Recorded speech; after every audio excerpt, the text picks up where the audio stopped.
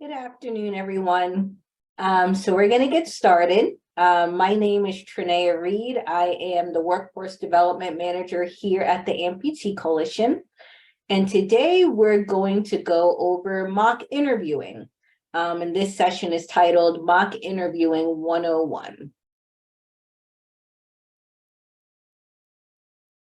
So just a quick update for our workforce development program. As mentioned previously in previous webinars, there's a training and resume completion form that needs to be completed after completing the 7 training sessions. This training session today is number 3 out of 7. But after completing the 7 training sessions for the workforce development program, you will be required to complete the training and resume completion form. Once form is completed, submitted, and reviewed, participants within the workforce development program will have access to research and apply for jobs and internship positions on our job board platform. So today, as I mentioned, we will be going over mock interviewing. So what is a mock interview? A mock interview is a practice interview that allows participants or applicants and interviewees to prepare their responses and to practice interview questions before the actual interview. So these are some interview tips to prepare for an interview. It is important to practice interview questions prior to the interview. This is very important. You want to make sure that you are as prepared as possible before the actual interview. So it's always good to prepare and have practice interview questions before the actual interview. It's also important to do research on a company that you're interviewing for. A lot of times you'll have an employer or interviewer ask you during an interview, what do you know about the company, or what do you like about the company? So it's always important to have a bit of information and to know a little bit about the company that you're interviewing for. It's also important to have clear and cohesive responses to interview questions. This can be done by, as I mentioned previously, preparing for your interview prior and having some interview questions maybe written down that you could practice before that interview. Also, it's important to keep in mind to take a few seconds to answer an interview question during the interview if needed. So sometimes during an interview, when an employer or an interviewer is asking you a question, it might take a bit of time to come up with a cohesive answer or to think about the question. And that's okay. It's okay to take those couple of seconds if you need to really think about what you're going to say or how you're going to answer that question. And finally, asking 3 to 4 questions at the end of the interview. This is also very important as well, and that it shows the interviewer and the employer that you are engaged and that you're wanting to learn more about the company. So having 3 to 4 questions prepared at the end is always great as well. So here is 10 sample interview questions that could possibly come up during an interview. First one is, and probably one of the most important and common questions will be, can you tell me a little bit about yourself? We also call this an elevator speech. So an elevator speech is a 30 to 60-second speech on telling the employer or the interviewer about yourself, maybe a little bit about your work history, and then why you're interested in working for that company. So you always want to make sure that your answer is concise, but also answering the question of explaining yourself, and within normally a 30 to 60-second time frame. Question number 2 that's most common is, why do you want to work for the company? So that's a question that tends to come up a lot. Question number 3, why should we hire you? What can you bring to the company? So that's also a very common one. In addition, number 4, could you tell me about your strengths and weaknesses? Number 5, why was there an employment? Why is there a gap in employment? So this one is interesting and pertaining to those particularly who may have been out of the workforce for a certain amount of time, and is now applying for a job or interviewing for a job, or they may have a gap in employment. So finding a way to come up with a concise answer would be important. In our previous webinar that we've had on how to build a strong resume, we talked about gaps in employment and what can be done to kind of help fill in those gaps, or how to talk about those gaps. So specifically, maybe you went back to school, or maybe you did an employment or a volunteer opportunity or internship during that time. That's always important to talk about, especially within an interview. If there was a gap in time, from your previous employer, what you were doing within that time frame while you was looking for employment, for new employment. Question number 6 is, how do you stay organized while working? This is also a very common question. Question number 7 says, how would you handle an upcoming deadline for a project at work? Question number 8, where do you see yourself in the next 3 to 5 years? Question number 9, tell me about a time where you worked on a group project and how that experience was. And question number 10, as we mentioned previously, do you have any questions? So you always want to make sure that you have at least 3 to 4 questions prepared at the end of the interview. So this follows my last statement about asking questions to an interviewer. So at the end of the interview, it's important to ask at least 3 to 4 questions to the interviewer. Sample questions can include, what do you like about working for the company? How will I know if I'm doing a good job? How will my job performance be measured? Or can you describe the average day within the job position or department? Asking these types of questions just shows your interest in the job position and wanting to learn more about the culture and the company that you're applying to.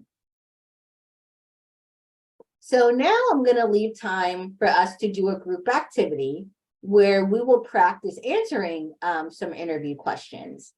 So do we have any volunteers that would be willing to answer some interview questions? If so, you could put raise your hand in the chat. And I think we have 2 participants. So let's see. We have Wellington.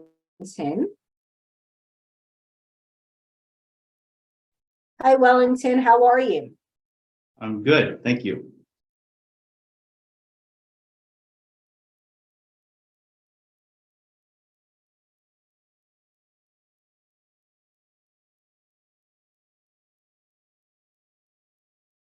Are you able to hear us okay? Yes, I can. Thank you. Can you hear me? I can hear you. Okay, awesome. Perfect. So Wellington, so if you're up for it, we'll have you participate in a group activity.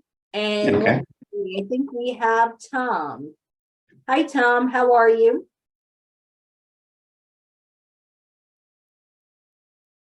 I'm very well indeed. And yourself? I'm doing well. Thank you. So we'll have you participate as well in the group activity. How does that sound? Wonderful. Perfect. So what I'll do, Wellington and Tom, is I'm going to ask both of you probably 2 to 3 interview questions. And to the best of your ability, if you could answer those questions, and then we'll go over at the end how you answered those questions and maybe tips on how to improve on answering those questions, or talking about the strong points of your responses to those questions. How does that sound? Sounds great. Accurate. Perfect. So first, Wellington, I'm going to ask, could you tell me a little bit about yourself? Sure. Let's see. I am currently working for a company called LifeWork Adapter, headquartered out of Killeen, Texas. One of the things that we are very proud to claim is that we have created an integration platform for ULAs that still use a body-powered terminal device, such as a Hosmer stainless steel 5X or 8 hook, to be able to safely operate and use power tools, hand tools, and even be able to go fishing, camping, and hunting. I am married happily, with a large family with plenty of children, various ages, and I'm excited to be here. Great. Thank you so much, Wellington. And Tom, I'm going to ask you the same question. Will you be able to tell me a little bit about yourself? Well, I've spent my entire career as a nurse anesthetist, pain management specialist, and more recently as a board certified hypnotist. I enjoy a day where I go into the hospital and take pain away from people. That's a wonderful way to spend your day. That's great. Both were very, very good answers. So as I mentioned previously, when you're interviewing for a company, the most common question that they're going to probably ask is if you could talk about yourself, and could you explain a little bit about yourself? So both Wellington and Tom did a great job about explaining what they did. And Wellington explaining about the company that he worked for and what the company does. Tom also explaining about what he does and why he enjoys it. Another thing to keep in mind as well is, I know we didn't mention about a specific company or give an example company, but also talking about, how those experiences that you had within your current employer or your previous employer, and tying that into the company that you're working for. So for example, if you're working for a customer service job, or you're applying for a customer service job, let's say at a nonprofit, talking about your prior experience of working within customer service, and then how that experience or those skills that you built within customer service, how you could transition those into the job that you're applying to. So it's always important to keep that in mind as well. Okay, great. So second question, Wellington, would be, will you be able to describe one of your strengths and one of your weaknesses? Sure. I can start with my strength. It would be that I have a strong communications background and research as well. And I try to apply that in every aspect of not just my career, but also my life. One of the things that I'm very happy to say is that when I'm faced with a problem or a situation that I don't have a lot of familiarity with, I do as much research as I can on that particular subject or situation, and then I can feel more comfortable in engaging in a conversation or debate, or even to just listen for more additional information. One of my weaknesses, I would say, is that I really have a hard time letting past opportunities go. I understand that that's part of life, but for some, such as myself, I always try to take away a positive, even from a negative situation, and get to the next stage of my development or my process or my progress. But whenever I don't complete a task, that's just something that stays with me, and I always look for an opportunity to go back and try to fix that. That's great. Thank you so much, Wellington, for that response. That was a really, really good response. Now, Tom, I'll ask you the same question as well. So if you could describe one strength that you have as well as one weakness. First off, let me comment on Wellington. That was an excellent response on his part. Okay, I have been dedicated to this field for 50 years, and one of my strengths is I find it very important to dedicate or go into the operating room with intention, to really focus on that one patient. That is a strength. One of the weaknesses is that dealing with 40 patients at a time is a distraction for me. I do not do as well in that environment. So having noisy residents and is a bit of a distraction. Do my best work for the organization when I can really focus on my one patient at a time, which is my assigned duty. That's great. And thank you so much, Tom, also for your response. Both were excellent, excellent responses. So let's recap on both Wellington and Tom's responses. So Wellington and Tom does a great job at really explaining their strengths and giving a background on why they think those are one of their strengths. So for example, Wellington talks about his strength of researching. And if he's not familiar with a certain topic or anything of that nature, that he's willing to research and learn more. That's a very, very strong skill, an important skill that a lot of employers will be looking for. In addition, both Wellington and Tom does a great job at explaining their weakness, but in a way of saying, okay, this is a weakness that I have, but also putting a positive spin on it.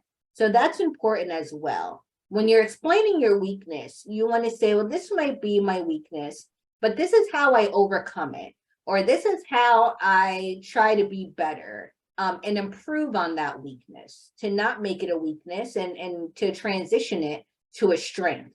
It's also very important as well to keep in mind that if an employer is asking you about a weakness, that you want to discuss something that's not a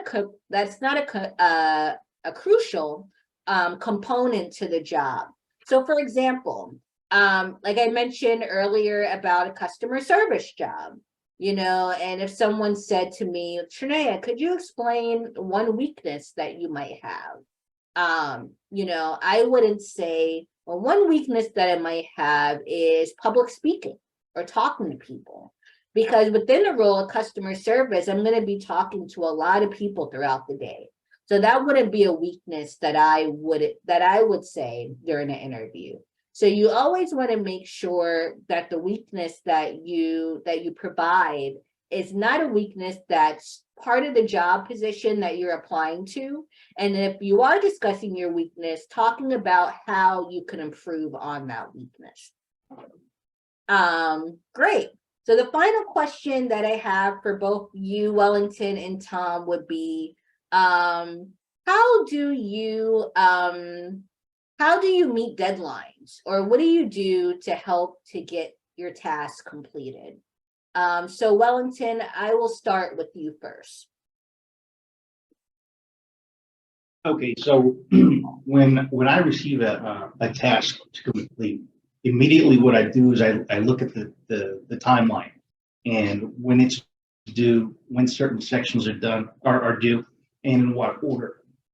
And then I look at my calendar and I see where I can have the time to actually address these.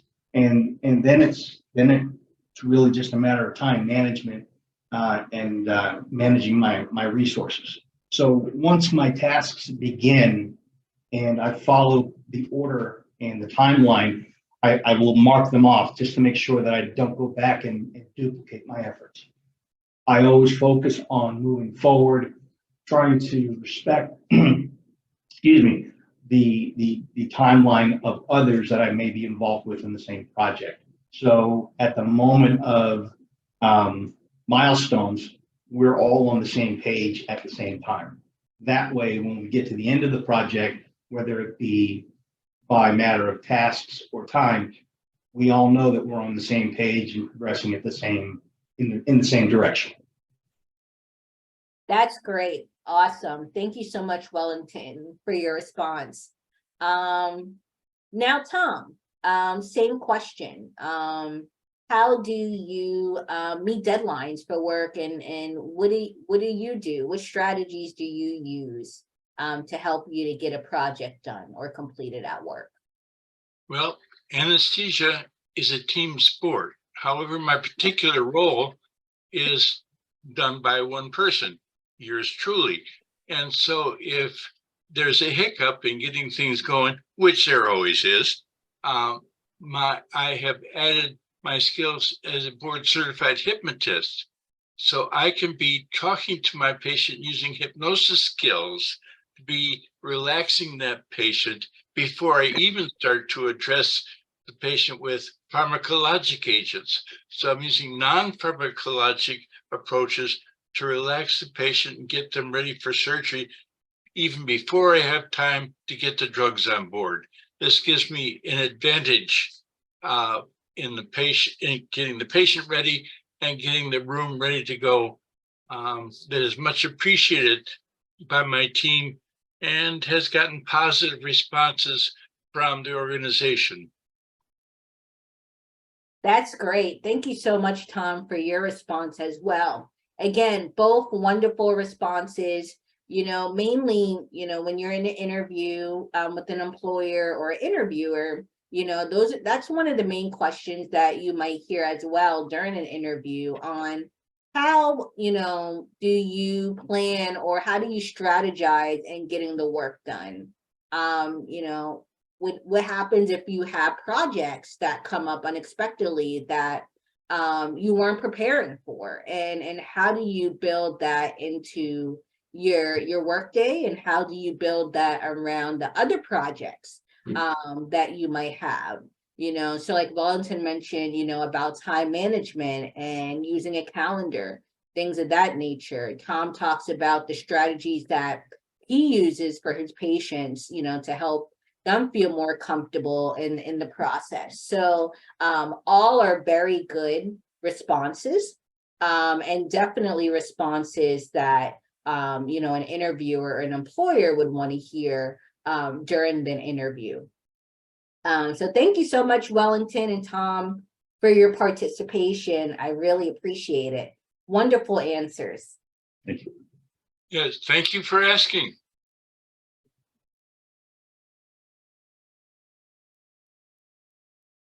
So I see here that Paula put in the chat a few more interview questions to keep in mind.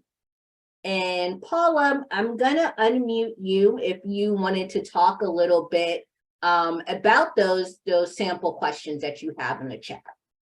Sure. So first of all, can you hear me? Because I'm using headset plus audio on the computer. So yes, you can, okay, great. I can hear you just fine. Perfect. So Tom and Wellington, I reiterate what was just stated. Your responses were extremely succinct and very well provided. I am a retired individual. I worked for the federal government for many years, and I work specifically in recruitment, divinely with individuals with disabilities and veterans with disabilities. So I've conducted, I don't know how many mock interviews from the collegiate all the way up to high-level position for individuals, as well as sat in on actual interviews.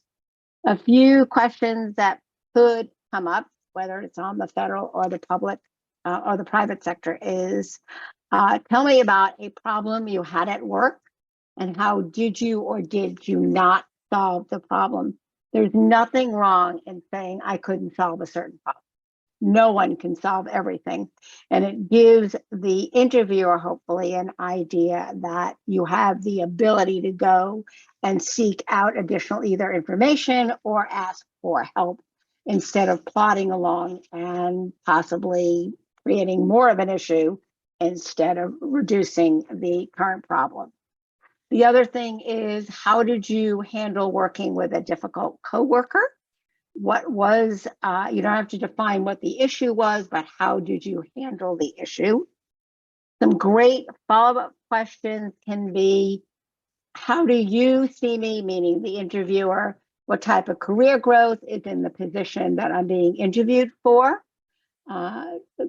Wellington, you did use one acronym. I believe you said ULA. To you, you know what it is, and even possibly to the interviewer, but a very strong tip, don't use jargon, even if it's relative to the position you're being hired for, or an acronym, unless you define it, just in case. Acronyms, ADA can be the American Disabilities Act, the American Dental Association, or the American Diabetes Association. So you can see there could be confusion. Gap of employment. In the federal government, that is not a question that can be asked directly. However, there are ways managers can circumvent it. I'm not stating that is appropriate to do, but it does happen. So you should be on the alert. You do not, at least in a federal position, have to go into great detail if you have a gap in employment for any reason, but specifically if it's related to any medical issue, whether it's for yourself or if you were a caregiver. People take time off, and it can be significant time if they are caregivers. You don't have to go into dirty details, and I would suggest that you shouldn't, just because if nothing else, it protracts the interview and it can be a distraction. Those were a few of the notes that I jotted down, and I'm happy to hopefully gave you some more information, things you can share with other people. And if you have any questions, if Triana doesn't mind, I'll be happy to ask them.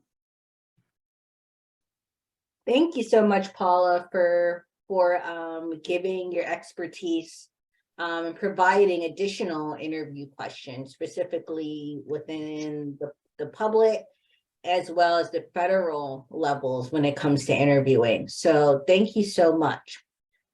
You are quite welcome. Thank you. Does anyone else have any additional questions? If so, you could place them in the chat.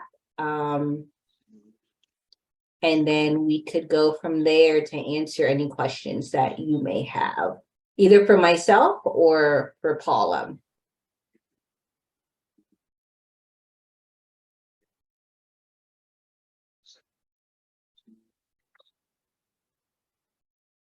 There's one other thing that I forgot, and I apologize. If you're taking a career path change, for whatever the reason is, you may be asked why you're changing careers. There are a myriad of reasons, but you can go ahead and respond if you wanted to.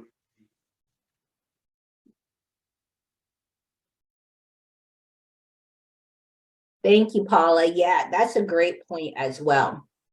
Definitely a good point.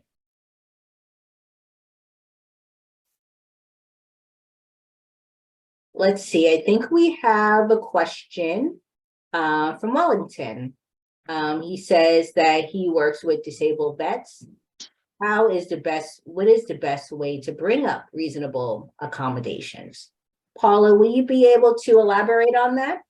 Yeah, sure. So the first thing is, and I have to look at it from the federal side because that's where the strongest expertise is, but I do have experience working with the private sector. So the first object is, if you need an accommodation for the interview itself, please do not arrive at the date of the interview, whether it's face-to-face or through a conference, and then state you need an accommodation. You're making it impossible for the employer. That's going to give a nasty taste in their mouth, so to speak. And then it's going to curtail your interview and maybe actually get canceled.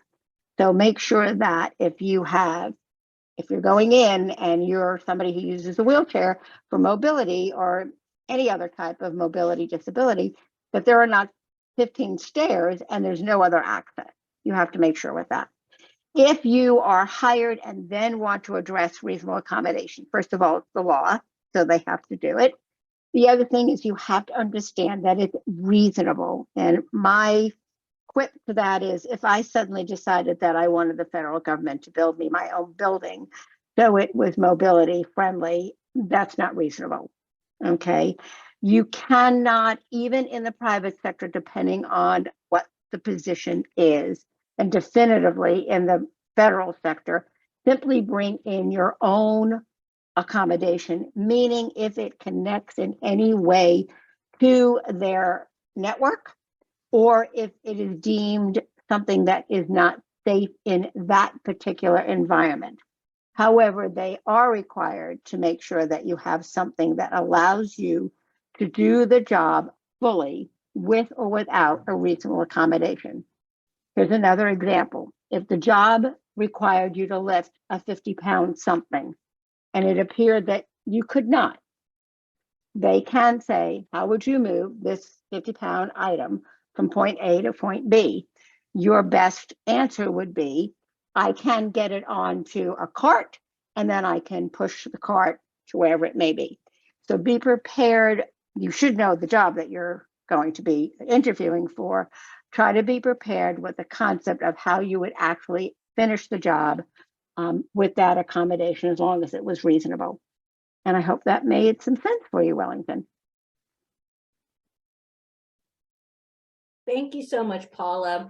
And kind of to reinstate, what Paula mentioned as well is basically, also being an advocate and knowing, what reasonable accommodations might work best for you.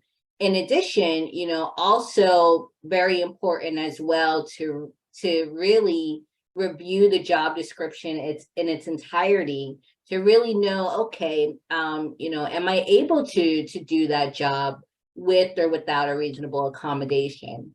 In addition, if you know that you're needing an accommodation and a reasonable accommodation, during the interview, having that conversation prior to that interview, when it's in the scheduling stages, is very, very important.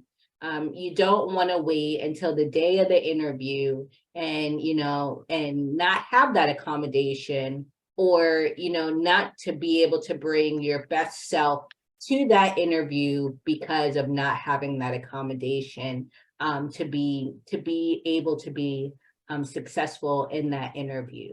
In addition to, once you start employment, you make sure that you're having those conversations with an employer early on within that stage, to know and say, this is what I need, and this is why, and this is how it will help me to be able to do my job successfully. So it's always important to have those conversations early on. Now, if I just might add also, that's for the interview definitively, but let's just say that you get through the interview, you did not need an accommodation, but we'll just use it for instance. You need an alternative keyboard on a computer, you need a screen reader, you need an enhanced monitor. Don't show up at work the first day for orientation and then let the employer know, because it could take some time to get that equipment for you. And then you're putting that employer at a bad spot, because he or she hired you to do the job from day one. And if it takes 2 months to get your accommodation, they're paying you, but you're not being able to do the job. Thank you, Paula, for that comment as well. Does anyone else have any additional questions? Well, I must say, this was definitely a very great webinar. And thank you again, Wellington, Tom, and Paula, for your participation and your expertise, Paula. So greatly appreciated. Here, you'll see my contact information. This is my email, as well as our phone number here at the Amputee Coalition. So if you have any additional questions that may come up, definitely reach out to me. I know at the beginning of the webinar, we talked about the online training and resume completion form.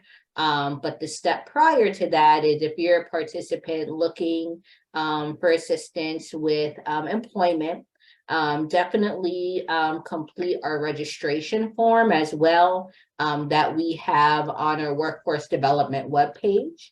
And then after you complete that registration form, you'll see on the middle of the page, there'll be a section where you could schedule a meeting with me for us to talk about your career goals and next steps. So definitely, if you haven't done that and interested in joining the workforce program, that will definitely be the first step. Or let's say you registered already, but haven't met with me or had a one-on-one meeting with me, definitely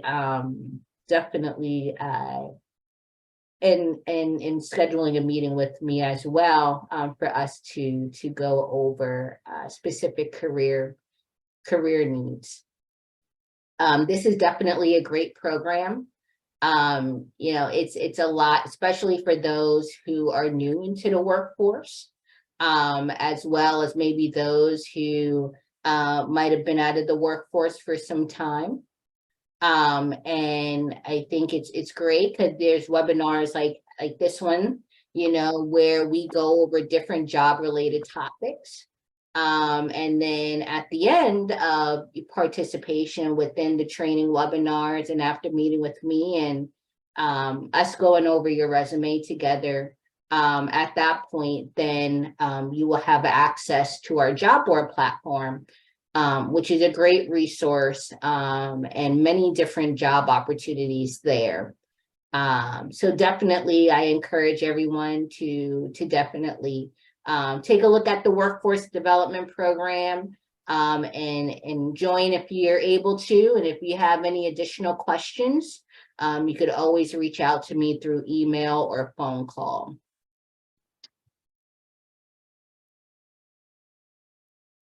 Renee, Tom wants to know where step 1 can be found. So step 1 could be found on the workforce development webpage. So if you go to amputeecoalition.org, and let me see if I could put it here in the chat. Let's see. I'm going to stop sharing real quick, and I will post that link in the chat.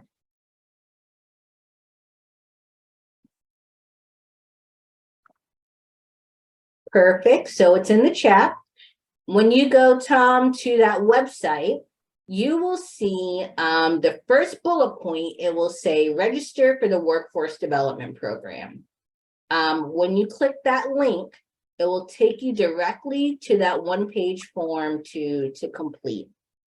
So if you have any participants or know of anyone that may benefit from the workforce development program, or is looking for employment with those with limb loss and limb difference, definitely share information with them and the web page as well.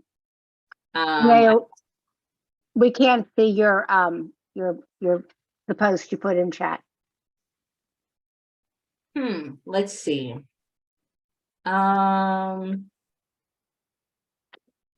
Okay, let's see. Let's try this. Let's try this. How about now? It's visible now. Perfect. Perfect. Thank you, Paula. So if you have any additional questions, definitely feel free to reach out to me. But Tom, that will be the first step in the process, would be to register for the program, and that's that could be found on that first bullet point, that the registration form.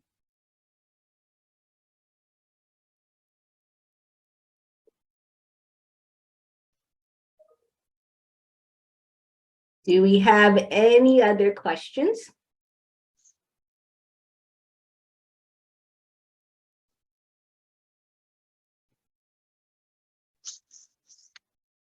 Well, if not, again, I just want to thank everyone for attending today's webinar and for your participation this afternoon.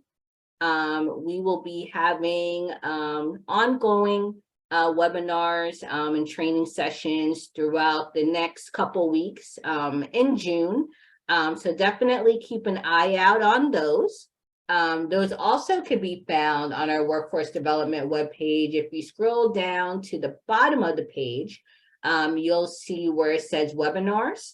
And there you could register for any upcoming webinars, as well as to see any pre-recorded sessions. If you wasn't able to make one of the training webinar sessions, you could see that there as well on that link. Thank you again, and I hope to see each and every one of you soon. Have a great day, everyone.